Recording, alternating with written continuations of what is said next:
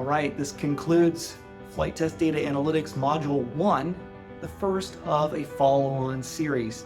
I hope you got a lot out of that, and I hope that you'll sign up for our upcoming modules looking at specific flight test techniques and the Python code that we can use to analyze data for those flight test requirements.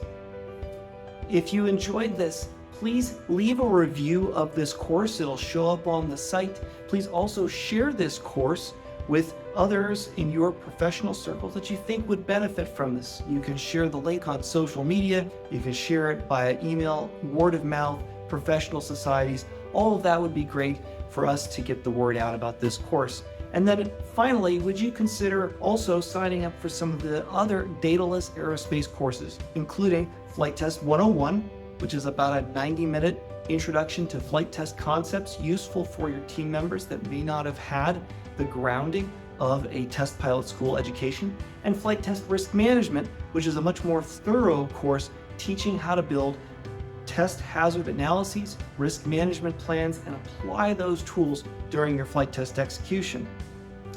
Thanks very much for joining us, and I look forward to sharing the next modules of this course with you.